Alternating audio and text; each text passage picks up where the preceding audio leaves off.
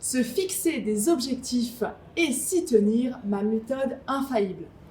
Bonjour et bienvenue, je m'appelle Stéphanie et je suis conférencière et coach professionnel. J'accompagne les entreprises et leurs collaborateurs à révéler leur plein potentiel. Alors, comment se fixer des objectifs et s'y tenir? Je vais vous révéler ma méthode infaillible. Mais tout d'abord, je vous propose de télécharger le guide des 10 clés pour rester motivé, engagé dans son job et bien sûr être heureux. N'hésitez pas à cliquer dans le lien qui sera en commentaire pour obtenir les 10 clés pour être motivé, engagé et heureux dans votre job. Alors pourquoi je vous parle d'objectifs? Comment se les fixer? Comment les atteindre? Quelle est ma méthode finalement, ma technique qui va peut-être être un petit peu différente de celle que vous avez déjà pu entendre ou de celle que vous utilisez déjà. Alors vous avez défini vos objectifs. D'ailleurs, vous avez peut-être même visionné la vidéo sur comment se fixer des objectifs avec la méthode SMART en 3 étapes rapides et efficaces. Mais vous vous êtes rendu compte que ça ne suffit pas. Oui, parce que se fixer des objectifs, c'est bien. Se fixer des objectifs SMART, c'est mieux. Mais des fois, quand on met en place le plan d'action, on se rend compte que ça ne suffit pas, ça ne colle pas à 100% et vous n'êtes pas encore satisfait, satisfaite de vous. Alors, je vais vous partager 5 astuces que j'utilise dans mon quotidien, que je transmets lors de mes coachings et j'espère que ça va vous aider. Alors, se fixer des objectifs et s'y tenir, ma méthode infaillible, c'est la clé numéro 1. La clé numéro 1, c'est tout simplement de prendre un papier et un stylo ou des crayons de couleur pour vous permettre de dessiner, d'écrire des mots-clés, de modéliser vos objectifs avec de la couleur, avec des dessins, avec des images, comme vous aimez, comme vous avez envie de le voir. Mettez de la couleur dans votre vie, mettez de la couleur dans vos objectifs parce que c'est tout ça qui va vous mettre en joie. Et le fait d'écrire sur un cahier, sur un vision board qu'on verra dans une prochaine vidéo, le fait d'écrire sur une feuille vos objectifs dans un carnet, dans un classeur, sur votre Outlook, peu importe, mais le fait de les écrire, ça va vous permettre de poser sur le papier, d'ancrer. Moi je dis toujours, ancrer sur le papier, ça permet déjà de vous engager dans la progression, dans l'atteinte de vos objectifs. Donc la clé numéro 1, c'est d'utiliser un papier, un stylo, des feutres, des crayons pour modéliser tout ça, pour dessiner. Exemple, je veux augmenter mon chiffre d'affaires, vous dessinez une courbe qui monte. Vous découpez dans un magazine un visage avec une émotion de joie, un grand sourire et puis un chiffre d'affaires qui évolue. Trouvez en fait ce qui vous permet, vous, de vous imprégner de votre objectif. Clé numéro 2, votre objectif doit vous mettre en joie. Oui, il faut que vous ayez du plaisir. Et je dis bien il faut. Vous devez avoir du plaisir dans vos objectifs, dans ce que vous faites et dans les actions que vous allez mener. Pourquoi? Parce que c'est le plaisir qui va faire que vous allez déployer tous vos talents, tout votre potentiel, que vous allez être dans le flow, dans ce que vous aimez faire. Alors bien sûr, il va y avoir quelques objectifs que vous aimez un petit peu moins. Essayez de vous faire plaisir quand même. Essayez de trouver des choses pour compenser une nouvelle manière de faire, fonctionner différemment ou les mettre en premier de manière à avoir plus de plaisir à la fin de la journée ou à la fin de la matinée. En tout cas, essayez de mettre du fun dans vos objectifs. Je vous donne un exemple.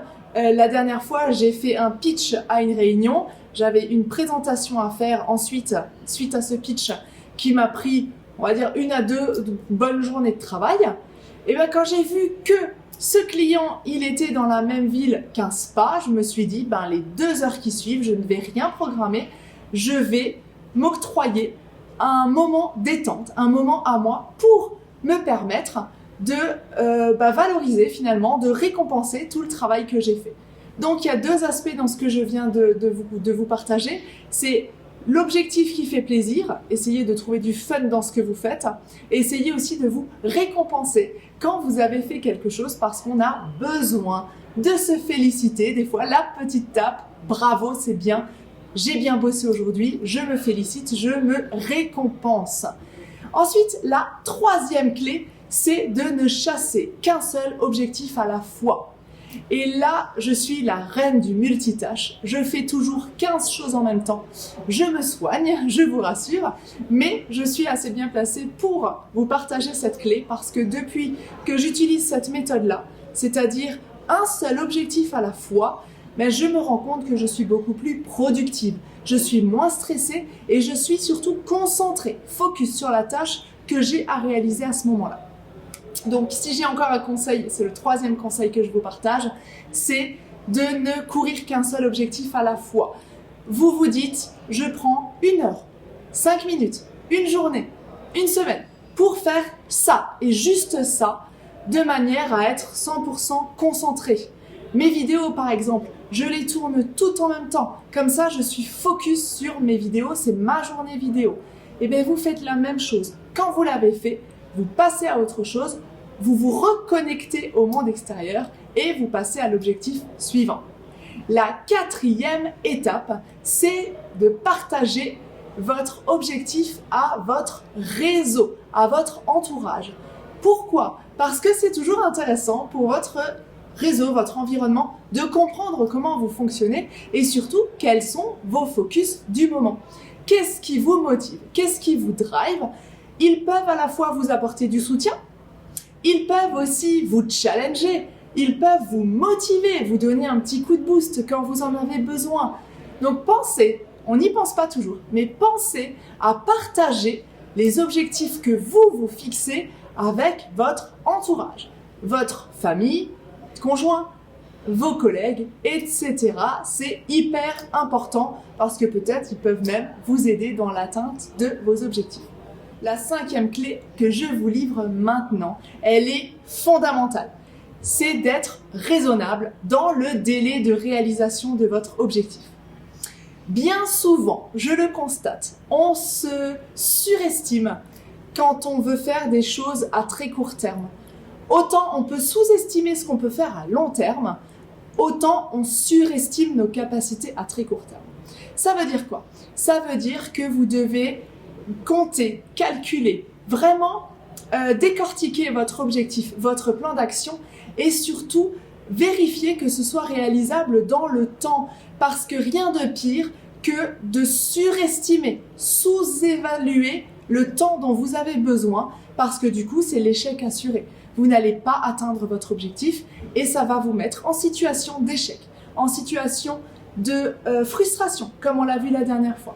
Donc, mettez tout en place, planifiez, calculez le temps, le budget ou le temps que ça prend, de manière à ce que vous puissiez vraiment prendre en considération toute l'ampleur de votre objectif. Et si j'ai encore un conseil à vous donner, c'est de prévoir les imprévus. Il y a toujours un imprévu. Je vous donnais l'exemple de mes vidéos tout à l'heure, une batterie qui est déchargée, un micro qui manque, une pile qui ne fonctionne plus, donc il faut aller en racheter une.